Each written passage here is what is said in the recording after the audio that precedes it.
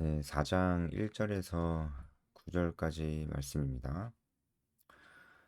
어, 모세가 대답하여 이르되 그러나 그들이 나를 믿지 아니하며 내 말을 듣지 아니하고 이르기를 여호와께서 내게 나타나지 아니하셨다 하리이다. 모세가 계속해서 두려워서 좀 변명을 좀 하고 있죠. 하나님께서 모세에게 내 손에 있는 것이 무엇이냐 이렇게 물어봤어요. 그가 이르되 지팡이니이다. 하나님께서 이제 모세 손에 들려 있었던 그 지팡이를 하나님께서 사용하셔서 모세에게 일단 굳건한 믿음을 심어 주길 원하시고 또 그것을 보고 듣는 이스라엘 백성들에게 굳건한 믿음을 심어 주시기를 원하시는 것이죠. 어, 모세의 손에 들려 있는 것이 지팡이였습니다. 그리고 하나님께서 모세의 손에 들려 있는 그 지팡이를 사용하셨습니다. 일단 이 고대 근동 지방에서 또 그랬고 히브리어 용례를 봐도 이 손이라고 하는 것은 이제 히브리어로 야드인데 이것은 단순히 그냥 손을 의미하는 거기도 했지만 권능을 의미하기도 했습니다. 권능 또는 능력을 의미하기도 했습니다. 그러니까 하나님께서 내 손에 들려 있는 것이 무엇이냐라고 했을 때 이것은 분명히 하나님께서 어, 그런 뜻이 있겠죠. 내가 너희 손에 능력을 더하겠다. 그러니까 손과 능력이 거의 동일하게 쓰였으니까요. 내가 너희 손에 능력을 더하겠다라는 의미로 하나님께서 너 손에 들려 있는 것이 무엇이냐라고 말씀하신 것도 있고요. 그리고 이미 모세의 손에 들려 있는 그 능력을 하나님께서 활용하시겠다라고 우리가 볼 수도 있죠. 모세의 손에 들렸던 그 지팡이는 모세가 원래 양을 돌볼 때 쓰는 지팡이였고요. 지금도 양떼를 돌보고 있다가 떨기나무 가운데 있는 불꽃 가운데 윤재하신 하나님 만난 거잖아요.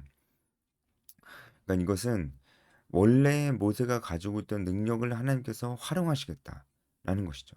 이것을 우리에게 적용해 본다면 하나님께서 우리를 사용하실 때 원래 우리가 가지고 있던 우리의 캐릭터, 우리의 은사, 우리의 기질, 우리의 어떤 재능들 그것을 하나님께서 사용하시겠다라는 것이죠. 물론 이제 그것도 하나님께서 우리에게 주신 것입니다. 그것을 하나님께서 사용하시겠다라고 하는 것이죠. 이것은 어, 우리가 교회의 역사를 봐도 그렇고 성경의 다른 이야기를 봐도 정말 그 말이 맞는 것 같습니다. 하나님께서 그 사람이 가지고 있는 모든 캐릭터, 기질, 어떤 그런 재능들을 사용하셔서 하나님께서 역사하셨다는 것이죠. 그러니까 어, 우리도 우리가 가지고 있는 이런 재능들을 잘 발견하고 개발하는 것이 참 중요합니다. 하나님께서 그것을 사용하실 테니까요. 그리고 또한 우리는 잊지 말아야 될 것이 내가 할 수 있는 게 별로 없어. 나는 뭐 이런 것도 저런 것도 잘 하지 못해. 이런 생각을 우리가 할 필요가 없다는 것이죠. 지금 모세의 손에 들려있던 이 지팡이도 그냥 별거 아니었어요. 이 당시에 모든 목자들이 다 똑같은 지팡이 다 가지고 다녔어요. 그런데 야 이거 가지고 내가 뭘 할 수 있을까? 내 손에 들려있는 거 지팡이밖에 없는데 이거 다 남들도 다 할 수 있는 거고 뭐 이거 진짜 별거 아닌데 뭐 내가 뭐 얼마나 대단한 일을 할 수 있겠냐라고 생각하는 것은 정말 하나님께서 사람을 통해서 일하실 때 어떤 일어나는지를 몰라서 하는 얘기입니다. 한마디로 하나님께서는 평범한 사람들의 평범한 능력을 통해서 일하십니다. 우리는 보통 그렇게 생각하잖아요. 하나님께 영광을 돌리는 삶을 살겠습니다. 그래, 너는 커서 뭐 할래? 그러면은 하나님께 영광을 돌리는 삶을 살겠습니다. 이렇게 생각할 때 우리는 보통 하나님께 영광을 돌리는 사람들은 어떤 사람들이라고 생각하냐면 아주 크게 성공해서 뭐 미디어에 나와서 이렇게 이 모든 영광을 하나님께 돌립니다. 이렇게 얘기하는 사람들이 정말 자신의 일을 통해서 하나님께 영광을 돌리는 사람들이고 나는 그냥 일하는 사람이다.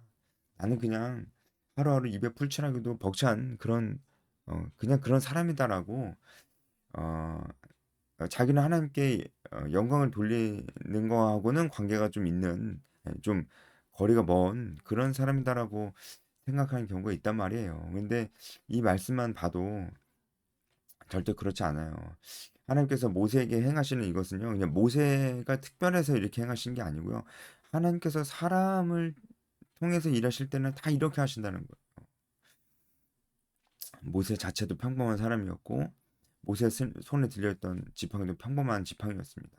하지만 그것을 하나님께서 사용하신다는 거예요. 우리 모두 다 평범한 사람입니다.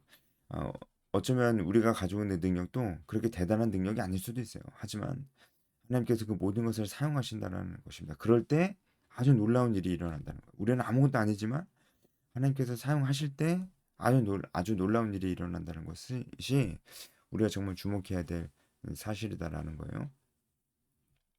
하나님께서 모세에게 세 가지 징조를 보여주시는데, 첫 번째는 뱀, 그리고 문둥병, 그리고 마지막 것은 이제 보여주지는 않으시지만 이제 말씀하십니다. 나일강의 그 물이 피로 변하는 것, 이 세 가지 말씀을 하십니다. 일단 뱀인데요. 모세가 가지고 있던 지팡이를 땅에 던졌더니 이 뱀이 됐습니다. 그리고 그 꼬리를 잡았더니 다시 지팡이가 됐습니다. 자, 이 기적이 우리에게 알려주는 것은 무엇이냐면요. 일단은 뱀이 상징하는 것이 무엇인지를 알아야 됩니다. 어, 일단은 이 지팡이를 뱀으로 바꾸는 것과 같은 이런 기적은 애굽의 마술사들도 많이 행했던 기적이라고 합니다. 아, 근데 그 기적을 지금 모세도 행할 수 있게 하나님께서 그렇게 해주신 것이죠. 이것을 모세가 보고 이스라엘이 보라는 겁니다.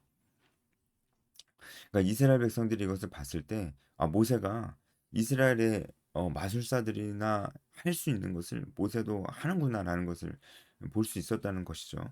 그것은 모세가 애굽의 마술사들만큼 큰 능력을 갖고 있는 사람이다라는 것을 알 수 있었다라는 것입니다. 이 기적을 보면요. 뿐만 아니라 어, 이 뱀은 이 뱀은 히브리어로 나하슈인데, 어, 또 재밌는 것은 점치다, 어, 그러니까 점치다, 점을 보다라는 뜻의 히브리어도 그 발음이 똑같습니다. 나하슈입니다. 그러니까 이것은 이스라엘의 어떤 마술사들이 행했던 일이, 이 지팡이를 뱀으로 만드는 기적들도 그들이 행했지만 그들은 또 점을 치는 사람이었잖아요. 이제 술법사들이었잖아요. 이제 그것도 어, 그 이상의 것도 모세가 할 수 있는 능력이 있다라는 것을 하나님께서 모세를 통해서 이스라엘 백성들에게 보여주시려고 하는 거였습니다. 그들이 이렇게 점을 치고 이스라엘의 마법사들이 점을 치고 지팡이를 뱀으로 만드는 것 같은 그런 일들은 아무것도 아니다. 모세도 그것을 할 수 있다. 하나님께서 보내신 그 모세가 이런 일들도 다 할 수 있다. 그런데 그것으로 끝나지 않잖아요. 꼬리를 잡으라고 그래요. 사실 뱀의 꼬리를 잡는 건 굉장히 위험한 것인데 하나님께서 뱀의 꼬리를 잡으라고 명령하신 것은 모세의 순종을 요구한 것이고요. 모세가 그대로 순종했더니 그 다음에 지팡이가 되었습니다. 어, 모세가 순종했더니 그 다음에 지팡이가 되었습니다. 다시 지팡이가 되는 것은 앞서 보여주었던 이스라엘 아니죠. 애굽의 마법사들이나 할 수 있었던 지팡이가 뱀으로 변하는 기적, 그리고 점을 치는 것, 이런 것들 그 이상의 능력을 할 수 있는 사람이 모세다라는 것을 하나님께서 모세를 통해서 보여주셨다는 것이죠. 그래서 이것을 보는 이스라엘 백성들은 애굽의 마술사들보다 더 뛰어난 사람이 모세구나. 그 모세를 하나님께서 보내셨구나라는 것을 부정할 수가 없었다는 것이에요. 그래서 반드시 이 뱀이 된 뱀이 된 지팡이는 다시 지팡이가 되어야 되는데, 그 놀라운 일이 바로 모세의 순종을 통해서 일어났다는 거예요. 이게 다 하나하나가 다 의미가 있습니다. 처음에는 그냥 지팡이를 땅에 던지는 거는 누구나 할 수 있는 거예요. 그게 뱀이 됐습니다. 그런데 그 다음에 이 뱀이 다시 지팡이가 되는 것은 모세의 순종을 하나님께서 요구를 하셨다고요. 하나님이 이처럼 우리를 사용하실 때 처음에는 우리가 이제 누구나 할 수 있는 어떤 그런 것들을 통해서 하나님께서 하나님의 능력을 보여주시기도 합니다. 하지만 늘 그런 건 아니에요. 하나님은 정말 우리가 하기 어려운 그런 순종들을 요구하실 때가 있다는 겁니다. 그 순종을 해야 됩니다. 순종을 할 때 진짜 하나님의 놀라운 능력이 일어납니다. 믿음은 반드시 순종을 요구합니다. 지금도 하나님께서 그러니까 모세의 믿음을 요구하신 것이죠.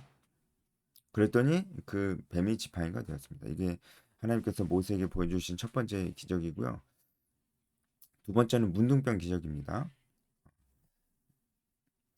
그래서 문둥병 기적을 보여주기 전에 5절에 하나님께서 어, 이 기적을 보고 그 이스라엘 백성들이 내가 아브라함, 이삭, 야곱의 하나님이라는 것을 그 여호와가 내게 나타난 줄을 그들이 믿게 될 것이다. 이렇게 얘기하십니다. 이것은 3장에도 말씀하셨던 것인데 여호와 하나님은 언약의 하나님이라고 그랬죠. 그 언약의 하나님이 나타나셨다는 것을 이제 알게 될 것이다.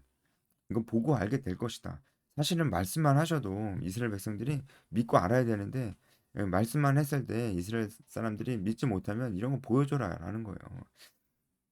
사실은 하나님께서는 우리에게 말씀하십니다. 그 말씀만 가지고도 우리가 사실 믿어야 됩니다. 이것이 진짜 믿음이에요. 그런데 그렇게 하지 못했을 때 하나님께서 이런 것들을 보여주시기도 한다고요. 보여주시기도 한다고요. 근데 봐도 사실 잘 안 믿습니다. 그러니까 이 일들을 모세가 나중에 이스라엘 백성들 앞에서 다 행했어요. 그런데 잘 믿었습니까? 잘 믿진 않았어요. 그러니까 사람들은 봐도 안 믿습니다. 그러니까 그래도 하나님 말씀이 선포가 돼야 되고 우리가 보고 믿고 싶어요 이렇게 얘기하지 말고 하나님께서 말씀하셨을 때 우리가 그 말씀을 가지고 믿는 그 믿음이 우리 안에 있어야 된다는 것을 또 생각해 봐야 된다는 것이죠.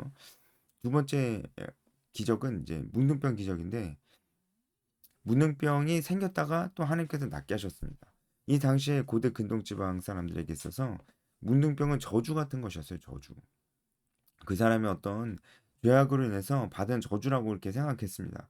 이스라엘 백성들도 그렇게 생각했습니다. 하나님 앞에 죄를 지은 사람이 문둥병에 걸린다 이렇게 생각했습니다.